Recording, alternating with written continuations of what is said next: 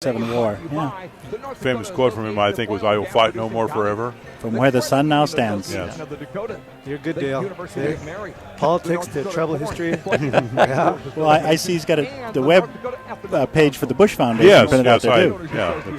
I was looking through all of the oh wow, all of the rebuilders. There's quite a few of them. Did we come here quick? Okay, I never know. The half hour is the short one, so. And the Peacock Galley. It's time to get started. Another hour of the Legislature today is on the air.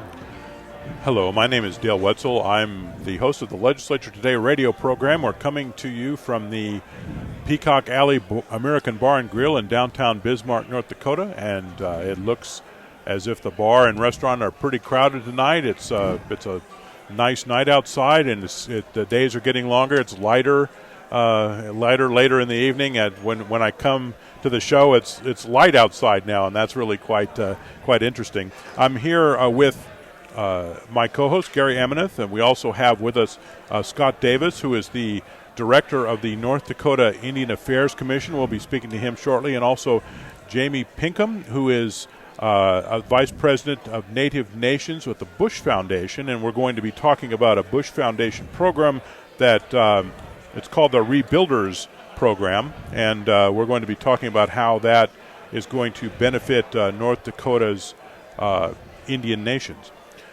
First of all, I thought we'd speak for a moment about what happened in the legislature today. In the House and Senate floor sessions this afternoon, really not much happened. It's the first day after the crossover break. The legislature hasn't been in session since last Friday. They went on break last Thursday, and this is their first day back, Wednesday. In fact, the House calendar for this afternoon was literally a blank sheet of paper. There were no bills, no amendments, nothing to do. The Senate did have a handful of amendments and bills, which they voted on, and really nothing too controversial. There were some very interesting hearings this morning and afternoon. Most of them were about proposed constitutional amendments. One of the amendments would make it more difficult to put an initiative or referendum on the ballot. It would increase the number of signatures you need from approximately 13,500 to just over 20,000. It also would require folks to gather signatures from at least 27 counties. North Dakota, for your information, has 53 counties, and the 27 represents at least 50% of that count of that number of counties. That's the stipulation in the amendment, is that you need signatures from at least 50% of the counties, and in North Dakota that's 27 counties. Also, if you have a ballot measure with more than $20 million worth of impact on the state budget, you would need to have that election in the general election in November rather than the primary election in June or any special election. And that amendment is sponsored by the House Republican Majority Leader, Al Carlson of Fargo. It got some resistance today from folks who have done initiatives and referendums in the past. They think that it's unnecessary. Oh, one other thing that the amendment does, it does forbid folks when they're gathering signatures from being paid to gather signatures. That's another restriction on it. There was also a constitutional amendment to allow for referendums of actions taken by the State Board of Higher Education. So you could have, at least in theory, you could have a referendum, a statewide vote on a Board of Higher Education curriculum decision or a decision to raise tuition. There was yet another amendment that would allow public money to support religious schools. Right now there is an explicit prohibition against that in the North Dakota Constitution, and the argument for repealing it is that this ban in the first place on using public money, taxpayer funds for sectarian schools, which is what is the term that's used in the Constitution, is rooted in a wave of anti-Catholic sentiment in the late 1800s and early 1900s, and that it should not be in the Constitution anymore because of its rather dubious origins. In the meantime, that's that's pretty much that's a pretty decent summary, if I say so myself, of what happened in the legislature today. And we're going to get to our guests here. Again, we have Mr. Scott Davis. He's the executive director of the North Dakota Indian Affairs Commission, and we have Jamie Pinkham, who is the Vice President for Native Nations of the Bush Foundation.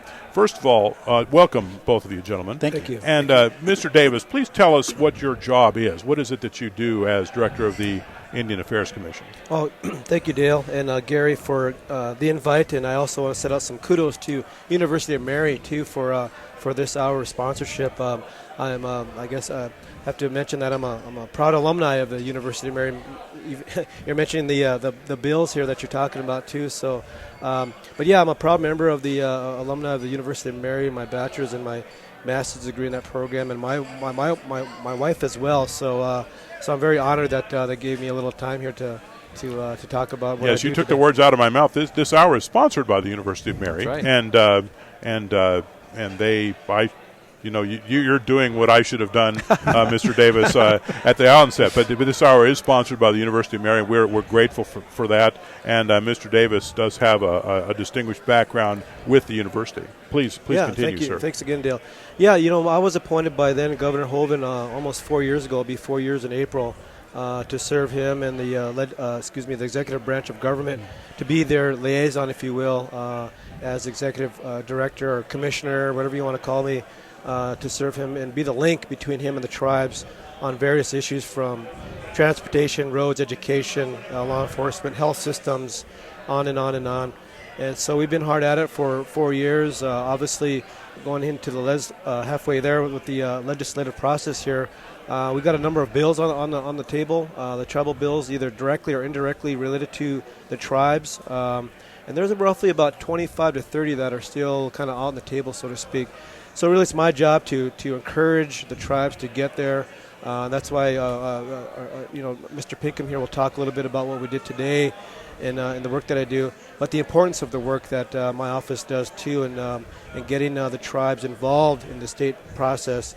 And the value of that too, and also the other side too. Educate legislators and lawmakers about tribal government, tribal sovereignty. I think probably the biggest example out there right now is the tribal colleges. They've been hard at this for about 12 years now, a number of sessions, and they got a big bill on the table right now. And I think you're going to be hearing in the news here shortly, within the day. On some news about some studies that they've done regarding taxation and also the economic impacts that the tribal colleges have contribute to the state North Dakota economy. So a lot going on. I'm glad to be here. We had a great session today with the Bush Foundation Native Nation Rebuilders. That ties back into education, like I alluded to earlier. But it's a process, and I think there's always a learning curve for our tribes. At some point of how do the build process start, who do I go to, how do I work with my local legislator on some of these issues that we face too, and how do we get that to the next level too. So again, there's a lot going on here. Can you tell me what you mentioned, educating the legislators?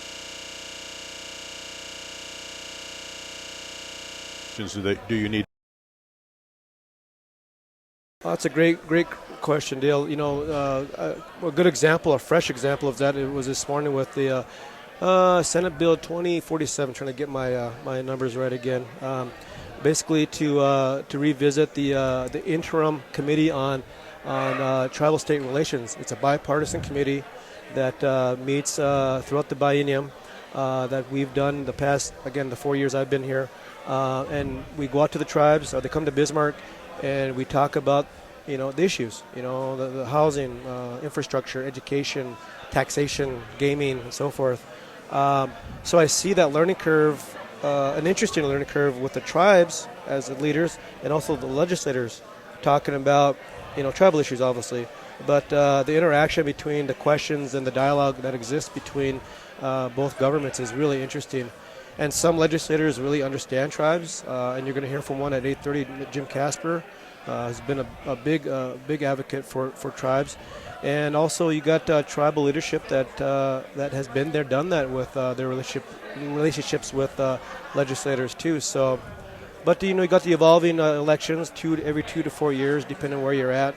of legislators and tribal councils and leaders that evolve. And so it's my job to kind of create that continuity, keep that glue together on some of these legislative bills that happen. And is part of your job to keep the tribal leadership of the various nations clicked into what's going on in Bismarck that affects them? Absolutely. Like I said, we're tracking 25 bills that evolve. So it's my job to our staff to give a time and date of when that hearing is going to be held, giving testimony, and also encourage them to lobby. That's another exercise we did with the Bush Foundation to do. Why have a lobbyist working for a tribe? Well, looking at the Secretary of State's website the other day, there's anywhere from 300 to 400 lobbyists, registered lobbyists with the state. How many of those are tribe?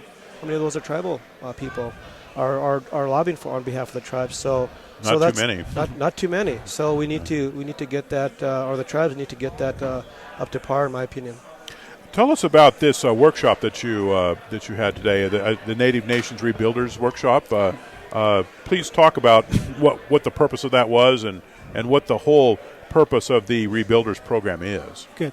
Well, Dale, let me back up a little bit and just say a little bit about the Bush Foundation. Sure, please do. Been around for about 60 years. It was founded by Archibald Bush, who was chairman of the executive committee for 3M, and he and his wife started this foundation, and the foundation has evolved over time. And about 4 years ago, like all good foundations should do, they should kind of analyze, are we making the biggest difference we can with the resources that we have?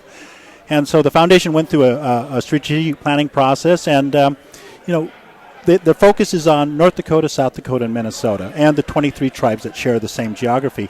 And specific to the tribes, the foundation was asking, how can we make a bigger difference? We've been investing in education and health care and environmental programs, and what the foundation did was the right thing. If you want to know how to make a better difference, is you ask the tribes themselves. So they began a conversation with tribal leaders, looking at the research around Indian country about why some tribes are more successful than others. And what they started to discover was this principle called nation building. These tribal governments, Indians had their own New Deal back in the 1930s called the Indian Reorganization Act. And, there's 10,000 civics. But when the IRA, Indian Reorganization Act, came, tribal governments began to evolve into kind of a foreign system of government. And it was people from the outside directing their evolution and their policies. The federal government, the state government, foundations like ours, it was the best of intentions. But the foundation learned that tribes are most successful when they recreate the foundations of government that meets the needs and expectations of their community. And so that's why the foundation has changed over to this nation-building philosophy. And so when we're meeting with tribal leaders on how to best roll this out and create these new partnerships, one of the tribal leaders told us, he said, this nation-building strategy is important, and I believe in it. He said, but too often our communities look just at the tribal leaders to solve all the problems. He said, what I need is community-spirited leadership to share the workload with the tribal leaders. So it's sharing responsibility. So we created this Nation Rebuilders program, and I'm happy to say Scott was in our inaugural class. And it's a 2-year program, and we recruit across the 23 tribes. And we want to bring in about 20 individuals for a cohort. And they go through a series of training programs on the tenets of nation building, leadership skills. But what is also important is, as sovereign tribal governments, we've got to be able to work across boundary lines, political boundary lines, creating relationships, repairing bridges with other governments, whether they're state, county, federal, cities, and so forth. So this particular seminar, we recruited Scott to help us to do something on intergovernmental affairs. How do tribal governments more effectively work at different levels? And so today Scott helped organize a session. We had Senator Mathern and Senator Marcellet, the lieutenant governor, and this wonderful interchange between the political leaders representing the states and our emerging leaders from Indian country. Is there any thought about whether the actual structure of tribal government is the optimal one right now in terms of how tribes govern themselves? There's basically a council system, and is that the best thing? Well, is there talk about what would be better or how things could be changed? Yeah, what's interesting is we are actually working with some tribes to fund those conversations right now. And I talked about the Indian New Deal. So the federal government provided these template constitutions which really didn't match how tribes traditionally had selected their leaders, resolved their disputes, the roles and responsibilities of people in the communities. And so tribes are engaging in conversations about, how do we bring our highest traditional values, bring those forward, yet face the modern challenges we do today. Because these old constitutions, in many cases, have not kept pace with how sophisticated tribes have become. They've got court systems, law enforcement, they're running healthcare facilities, they're accumulating assets and running large businesses. So they want modernity in their constitutions, but also the traditional values. So these discussions are, how do you bridge those two? Nation building sounds like a really daunting task. I mean, when we say nation building, what does that mean? I mean, Mr. Davis, you went through training in nation building. I mean, how does one train to be a nation builder? Yeah, that's a great question. Very sometimes controversial, I guess, with depending on what leader you're talking to out there.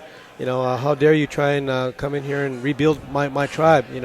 I don't look at it that way. I think it's a curriculum, if you will, based upon some science, some research, obviously, some feedback from actual tribal leaders, some common tribal members about the governance, the good and challenging that exists within our reservation, constitution revision, and so forth. There's so much that needs to be revisited from time to time. But I think the important thing that I've taken away from that is that, and this is my project that I'm going to be working on, that I have been working on, and it's a curriculum. It's a curriculum on governance.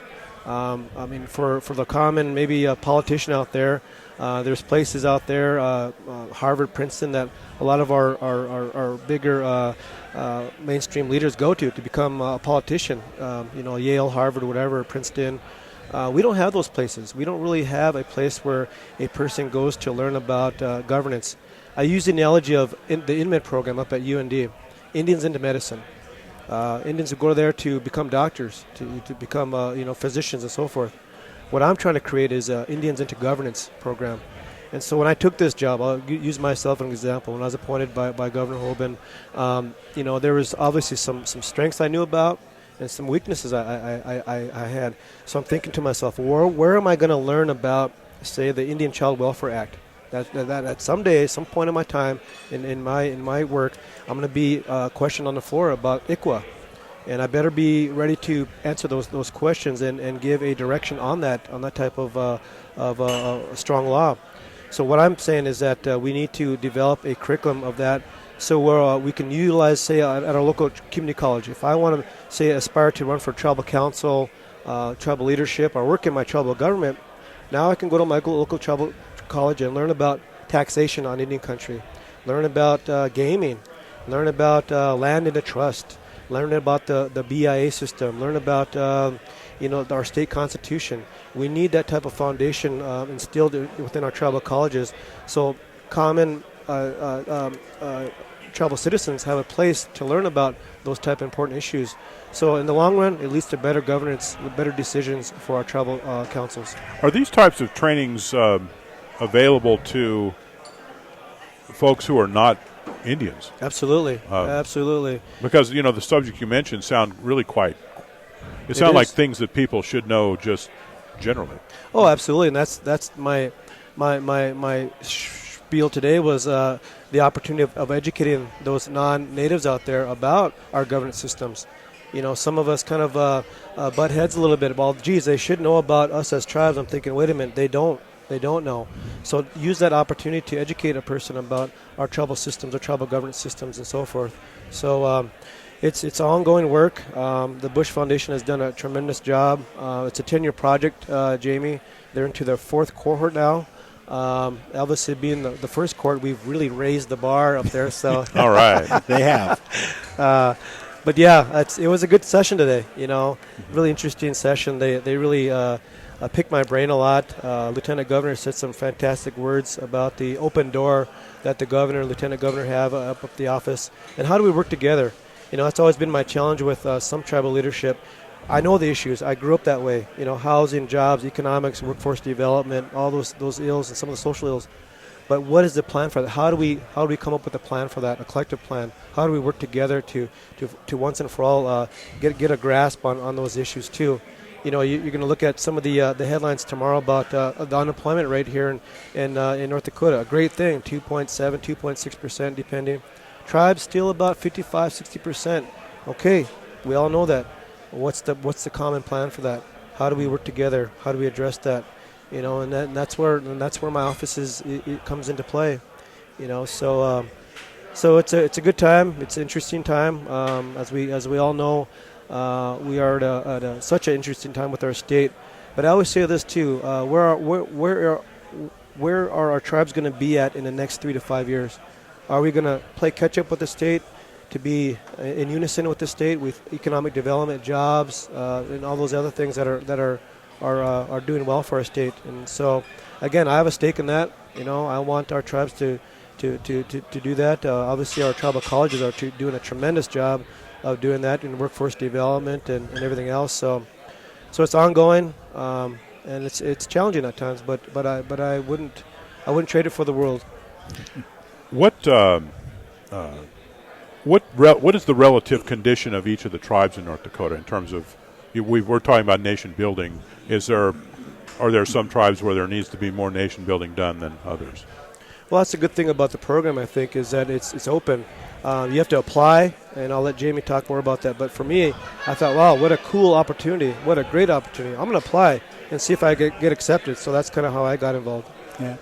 We look at it as we're working with 23 tribes, and that means we have 23 agendas, because it's no one size fits all in this game, and each tribe is at a unique place. Each has their own challenges, but they also have their own tremendous capacities and what they're showing. I hear that one of the strongest tribal courts is at Sisseton, Wahpeton. So they're noted for their tribal court systems. And you look at some of the best intergovernmental relations. People look at Flandreau Santee Sioux and economic development. We see what is going on with the Shakopees or at Fond du Lac. So each tribe, I think, trying to say, is one better than the other? I think they all have their own unique challenges. They're all starting from different places, and their priorities will be different. And that's one of the reasons why you pick these folks, is to try to gauge where their strengths lie and where their weaknesses lie. Yeah. Right? Oh, and it also is tied with our connection with the leadership, because when you want to come into a tribe and you're talking about self-determination and nation building, that requires us to respect tribes as politically autonomous institutions with sovereignty, and so our entry point must be through the tribal leaders. And so we work with the tribal leaders on trying to find where their vision for rebuilding their nations and our goal overlap, and we try to explore the partnerships there. So we've worked with... We've been speaking to... sorry to cut you off, Mr. Pinkham. We've been speaking to Jamie Pinkham.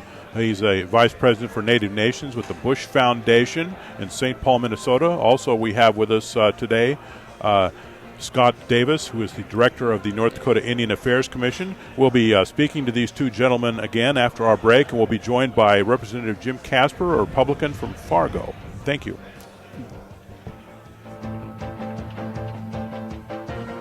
The Legislature Today is brought to you in part by Prairie Outpost Log Homes. Your custom lifestyle exemplified through custom timber work, design, and build. See Prairie Outpost on Facebook or call 701-667-2123. K-Fire 550 KFYR. Are you looking to advance your career but don't have your MBA? With University of Mary Worldwide, you can earn your MBA in areas such as energy management, healthcare, or management in as few as 18 months. Classes begin in February. All are on